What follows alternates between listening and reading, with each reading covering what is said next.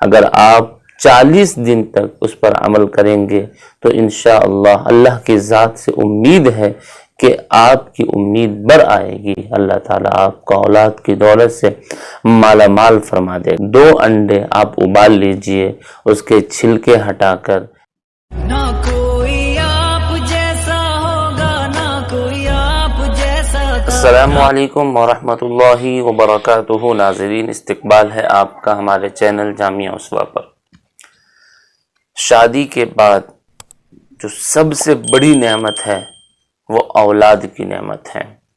وہ حضرات جن کی شادی کو 10 سال 15 سال گزر گئے ہیں اور وہ اولاد کی نعمت سے محروم ہیں، ان کے دل سے جا کر پوچھئے کہ ان پر کیا بیتتی ہے، ان کو اولاد کا کیسا ملال ہے، کیا حسرتیں ہیں ان کی، کیا چاہتے ہیں، اور پھر انہی چاہتوں میں حسرتوں میں وہ حد سے گزر جاتے ہیں اور اولاد کو پانے کی خواہش میں کبھی باباؤں کے پاس، کبھی درگاہوں پر، کبھی مزاروں پر، کبھی کہیں کوئی ان کے مال کو لوٹ رہا ہے، کوئی ان کی عزت پر ڈاکے ڈال رہا ہے، لیکن یہ اولاد کی طلب میں ادھر ادھر بھٹک رہے ہیں۔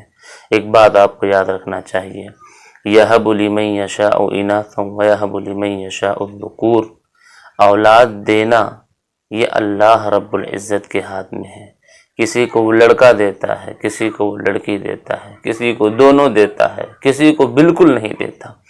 تو جس کے ہاتھ میں اولاد ہے ہمیں اس سے ہی اولاد طلب کرنا چاہیے، کسی اور در پر جانے سے بہتر ہے اللہ رب العزت کے سامنے روئیں، گڑ گڑائیں، اللہ سے اولاد مانگیں، تہجد میں اٹھ کر اللہ سے دعا کریں، یا اللہ مجھے اولاد کی دولت سے مالا مال فرما۔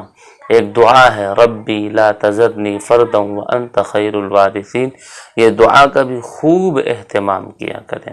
جی ہاں، اور ایک مجرب عمل میں آپ کو بتاتا ہوں، اگر آپ 40 دن تک اس پر عمل کریں گے تو انشاءاللہ اللہ کی ذات سے امید ہے کہ آپ کی امید بر آئے گی، اللہ تعالیٰ آپ کو اولاد کی دولت سے مالا مال فرما دے گا۔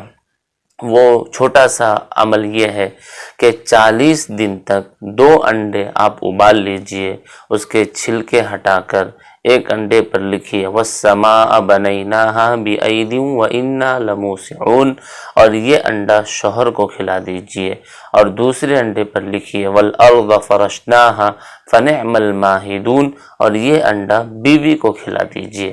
40 دن تک مسلسل بلا ناغہ یہ عمل کرتے رہنا چاہیے، اور درمیان میں کبھی ہم بستری بھی کر لیں۔ اللہ تعالیٰ کی ذات سے امید ہے کہ اللہ تعالیٰ اولاد کی نعمت سے مالا مال فرما دیں گے۔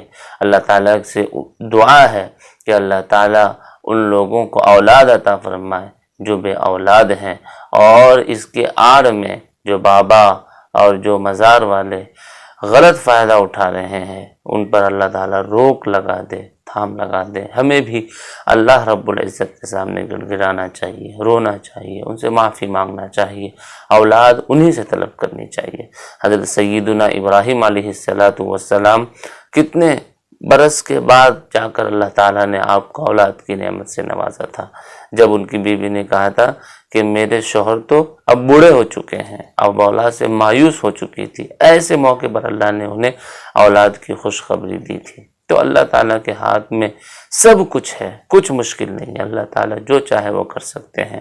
کاتب ازل سے جو ہو گیا طے سو ہو گیا، مگر تقدیر کو بھی بدل سکتی ہے دعا کی آواز۔